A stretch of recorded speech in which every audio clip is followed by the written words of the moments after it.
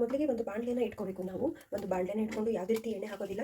ಏನು ಮಾಡ್ತಾ ಇದ್ದೀನಿ ಅಂದರೆ ಸ್ಪೆಷಲ್ ಆಗಿ ಇವತ್ತು ಬಂಗಡೆ ಮೀನಿನ ಸಾರು. ಆ್ಯಕ್ಚುಲಿ ಮಳೆಗಾಲ ಸ್ವಲ್ಪ ಕಡಿಮೆ ಆಗ್ತಾ ಬಂತು, ಮೀನು ದೋಣಿ ಹೋಗೋಕ್ಕೆ ಸ್ಟಾರ್ಟ್ ಆಯಿತು. ಸೊ ಅದರಿಂದಾಗಿ ಮೀನು ಬರೋಕ್ಕೆ ಸ್ಟಾರ್ಟ್ ಆಗಿದೆ. ಸೊ ಅದಕ್ಕೆ ಚೆನ್ನಾಗಿರೋ ಫ್ರೆಶ್ ಆಗಿರೋ ದೋಣಿ ಬಂಗಡೆ ಸಿಕ್ಕಿದೆ. ಸೊ ಬಂಗಡೆಯಲ್ಲಿ ನಾನು ಬಾಲ ಮತ್ತು ಮಧ್ಯ ಭಾಗನ ತಗೊಂಡು ಫ್ರೈ ಮಾಡಿದ್ದೀನಿ, ತಲೆನ ಇಟ್ಬಿಟ್ಟು ಸಾರು ಮಾಡ್ತಾ ಇದ್ದೀನಿ. ಸೊ ಇವತ್ತು ಏನಂದರೆ ಫಸ್ಟು ಮೊದಲು ಬಾಣಲೆನ ಒಲೆನ ಹಚ್ಕೋಬೇಕು, ಅದಾದಮೇಲೆ ಬಾಣಲೆನ ಇಟ್ಕೋಬೇಕು, ಹಾಗೆಯೇ ಎಲ್ಲ ಐಟಮ್ನು ಡ್ರೈ ರೋಸ್ಟ್ ಮಾಡಬೇಕು. ಏನೇನು ಹಾಕಬೇಕು ಅಂತ ತೋರಿಸ್ತೀನಿ.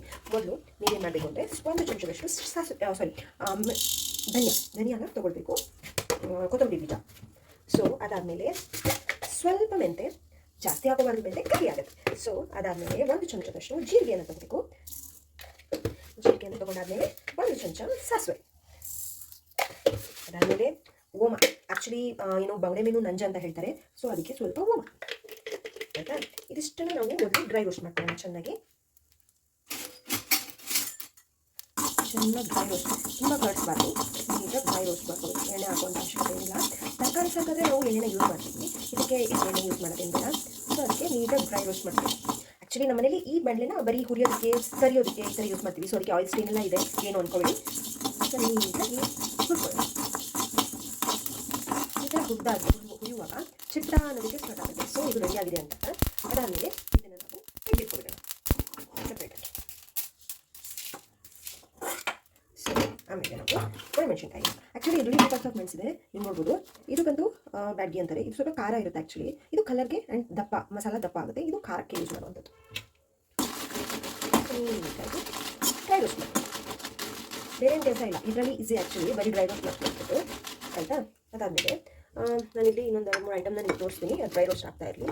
ಅದಾದಮೇಲೆ ಒಂದಿಷ್ಟು ಹುಳಿ, ಒಂದು ಸಣ್ಣ ಲಿಂಬೆಹಣ್ಣಿನ ಗಾತ್ರದಷ್ಟು ಹುಳಿ ಸಪ್ರೇಟಾಗಿ ತೆಗೆದುಕೊಂಡ್ರೆ, ಹಾಗೆಯೇ ಇಷ್ಟು ಬೆಳ್ಳುಳ್ಳಿ, ಓಕೆನಾ. ಇದ್ರ ಜೊತೆಗೆ ಹಾಕೋದಿಲ್ಲ, ತೆಗೆದುಕೊಳ್ತೀನಿ. ಆಮೇಲೆ ಒಂದು ಸಣ್ಣ ಈರುಳ್ಳಿ. ಇದಿಷ್ಟನ್ನು ಮಸಾಲೆ ಕಡಿಯೋದಕ್ಕೆ ನಾವು ಯೂಸ್ ಮಾಡಬೇಕು. ಸೊ ಅದರಿಂದಾಗಿ ನಿಮಗೆ ಲೈಟನ್ನು ತೋರಿಸ್ತೀನಿ. ಇದು ಜಸ್ಟ್ ರೋಸ್ಟ್ ಆದರೆ ಸಾಕಾಗುತ್ತೆ, ಓಕೆನಾ. ಇದು ರೋಸ್ಟ್ ಆಗ್ತಾ ಬಂದು ಸೊ ಗ್ಯಾಸ್ನ ಆಫ್ ಮಾಡಿ. ಸೊ ಒಂದು ಮಿಕ್ಸಿ ಜಾರ್ನ ತೊಗೊಂಡು ನಾವು ಎಲ್ಲ ಐಟಮ್ನ ಹಾಕ್ಕೋಬೇಕು. ಹಾಗೆಯೇ ಹುರಿದಿಟ್ಟಿರುವಂಥ ಕಾಯಿ ಇದಿಷ್ಟನ್ನು ಹಾಕ್ಕೊಂಡು ರುಬ್ಕೋಬೇಕು.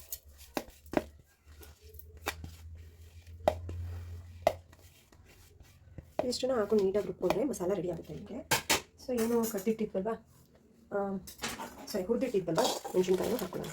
ಇದ್ರ ಜೊತೆಗೆ ಏನು ಹಾಕಬೇಕು ಅಂದರೆ ಅರಿಶಿನ ಪುಡಿ, 1 ಚಮಚ ಅರಿಶಿನ ಪುಡಿನ ಹಾಕಿ ನೀರು ಹಾಕ್ಬಿಟ್ಟು ನಾನು ರುಬ್ಕೊಂಡ್ಬರ್ತೀನಿ.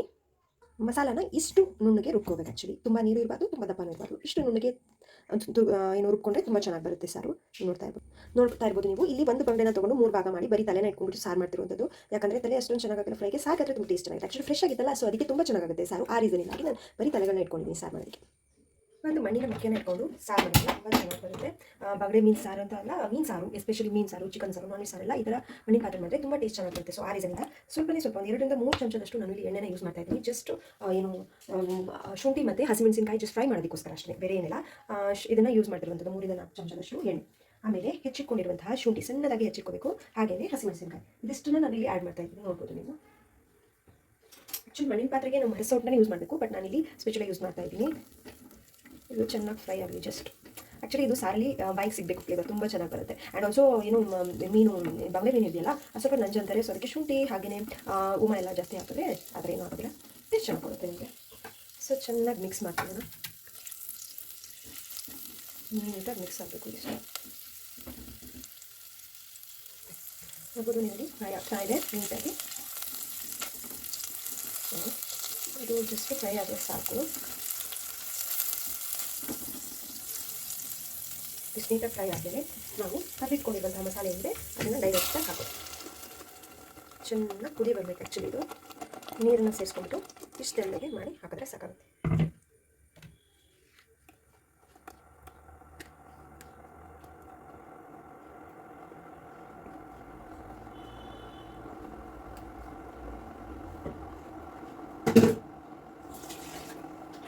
ಸೊ ದಪ್ಪ ಅಂತ ಅನಿಸ್ತಾ ಇತ್ತು ಅಂತ ಸ್ವಲ್ಪ ನೀರನ್ನ ಆ್ಯಡ್ ಮಾಡ್ತಾ ಇದ್ದೀನಿ ನಾನು. ಇದನ್ನು ನೀಟಾಗಿ ಮಿಕ್ಸ್ ಮಾಡಬೇಕು. ಇವಾಗ ಒಂದ್ಸತಿ ನೀಟಾಗಿ ಮಿಕ್ಸ್ ಮಾಡಿ ಒಂದು ಮುಚ್ಚಳ ಮುಚ್ಚಿಟ್ಟು ಒಂದು ಕುದಿ ಬರೋ ತನಕ ಮೀನು ಹಾಕಬಾರ್ದು. ಯಾಕಂದರೆ ಮೀನು ಬೇಗ ಬೇಯೋದ್ರಿಂದ ಮೀನೆಲ್ಲ ಕರ್ಗೋಗ್ಬಿಡುತ್ತೆ ಬೇಗನೆ ಹಾಕಿದ್ರೆ. ಸೊ ಒಂದು ಕುದಿ ಬರೋ ತನಕ ಒಂದು ಮುಚ್ಚಳನ ಮುಚ್ಚಿಟ್ಬಿಡೋಣ.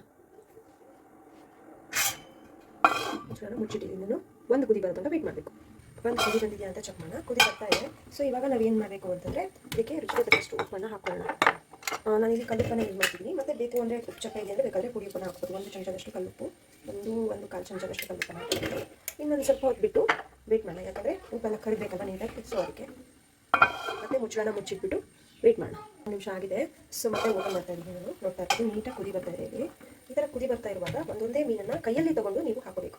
ದೂರ ಸ್ಪೇಸ್ ಬಿಟ್ಟು ಹಾಕೋತಾ ಬರಬೇಕು, ಯಾಕಂದರೆ ನೀವು ಸೌಟ್ ಹಾಕಿ ತಿರುಗಿಸ್ಬಾರ್ದು, ಪುಡಿ ಆಗುತ್ತೆ ಮೀನು. ಸೊ ಅದಕ್ಕೆ ನೀಟಾಗಿ ಸ್ಪೇಸನ್ನು ಬಿಟ್ಟು ಹಾಕಬೇಕು. ನಾನಿಲ್ಲಿ ಆ್ಯಕ್ಚುಲಿ ಮೀನನ್ನು ಕ್ಲೀನ್ ಮಾಡಿ ಅರಿಶಿನ ಮತ್ತು ಉಪ್ಪಾಕಿ ಫ್ರಿಜ್ಜಲ್ಲಿ ತೆಗೆದಿದ್ದೀನಿ. ಅರಿಶಿನ ಮತ್ತು ಉಪ್ಪಾಕಿ ಫ್ರಿಜ್ಜಲ್ಲಿ ತೆಗೆದಿಟ್ಟರೆ ಯಾವುದೇ ಫ್ರೆಶ್ನೆಸ್ಸು ಮೀನಿಂದು ಹಾಳಾಗೋದಿಲ್ಲ, ಟೇಸ್ಟ್ ಕೂಡ ಕೆಡೋದಿಲ್ಲ. ಸೊ ಆ ರೀಸನಿಂದಾಗಿ ಫಸ್ಟ್ಗೆ ನೀವು ಮೀನನ್ನು ಚೆನ್ನಾಗಿ ಕ್ಲೀನ್ ಮಾಡಿಕೊಂಡು ಅದನ್ನು ಉಪ್ಪು ಮತ್ತು ಅರಿಶಿನ ಪುಡಿನ ಹಾಕಿ ಫ್ರಿಜ್ಜಲ್ಲಿ ನೀಟಾಗಿ ತೆಗೆದುಕೋಬೇಕು. ಸೊ ಆವಾಗ ನೀಟಾಗಿ ಅಂದರೆ ಫ್ರೆಶ್ ಆಗಿರುತ್ತೆ ಮೀನು, ಟೇಸ್ಟ್ ಕೂಡ ತುಂಬ ಚೆನ್ನಾಗಿ ಬರುತ್ತೆ. ಮತ್ತು ಒಂದು ಮುಚ್ಚಳನ ಮುಚ್ಚಿಟ್ಟು ಒಂದು 5 ನಿಮಿಷ ವೆಯ್ಟ್ ಮಾಡಬೇಕು. ಸೊ ಚೆನ್ನಾಗಿ ಬೇಯುತ್ತೆ, ಅಷ್ಟು ತನಕ ವೆಯ್ಟ್ ಮಾಡಿ. ಆಗಿದೆ, ಮುಚ್ಚಳನ ತೆಗೆದು ನೋಡಬೇಕು ಅದು ಹೇಗಾಗ್ತದೆ ಅಂತ ಹೇಳಿ. ಉಪ್ಪು ಸರಿ ಇದೆಯಾ ಅಂತ ಚೆಕ್ ಮಾಡ್ಕೊಳ್ಳೋಣ ಫಸ್ಟು. ಚೂರು ಚಪ್ಪ ಅನಿಸ್ತಾರೆ. ಸೊ ಒಂದು ಸ್ವಲ್ಪ ಉಪ್ಪನ್ನು ಹಾಕ್ಕೊಳ್ತೀನಿ. ಇಲ್ಲಿ ನಾನು ಪುಡಿ ಉಪ್ಪನ್ನು ಹಾಕ್ಕೊಳ್ತೀನಿ. ಇಷ್ಟು ಸಾಕು. ಚೆನ್ನಾಗಿ ಕುದಿಬೇಕು. ಕುದಿಯೋ ಟೈಮಲ್ಲಿ ಬಟ್ಟೆನ ತೊಗೊಂಡ್ಬಿಟ್ಟು ಪಾತ್ರನ ಜಸ್ಟ್ ಒಂದು ರೌಂಡ್ ತಿರುಗಿಸಿ ಇಟ್ಬೇಡ, ಅಂದರೆ ಜಾಸ್ತಿ ಸೌಂಡ್ ಹಾಕ್ಬಾರ್ದಲ್ಲ. ಸೊ ಅದಕ್ಕೆ ಈಗ ತಿರುಗಿಸಿ ಹಿಂಗೆ ಮಾಡಿ ಹಿಂಗೆ ಬೇಕು. ಮತ್ತು ಕುದಿಯುತ್ತೆ. 2 ನಿಮಿಷ ಕುದೀಲಿ. ನೀವು ನೋಡ್ತಾ ಇದ್ದೀವಿ 2-3 ನಿಮಿಷ ಆಗಿದೆ. ಸೊ ಮೀನು ಸಾಕು ಕುದೀತಾ ಇದೆ, ಮೀನು ಕೂಡ ಬೆಂದಿದೆ. ಹಾಗೆ ಇಷ್ಟೇ ಬಂಗಡೆ ಮೀನು ಸಾರು ಮಾಡಿದ್ದಾನೆ ಇಷ್ಟೇ. ಸೊ ಇದು ಮೀನು ಸಾರು ರೆಡಿಯಾಗಿದೆ. ಬಾಯ್ಲ್ಡ್ ರೈಸ್ ಜೊತೆ ತುಂಬ ಚೆನ್ನಾಗಿರುತ್ತೆ. ಟ್ರೈ ಮಾಡಿ ನೋಡಿ ಹೇಗಿದೆ ಅಂತ ಕಮೆಂಟ್ ಮಾಡಿ. Thank you so much.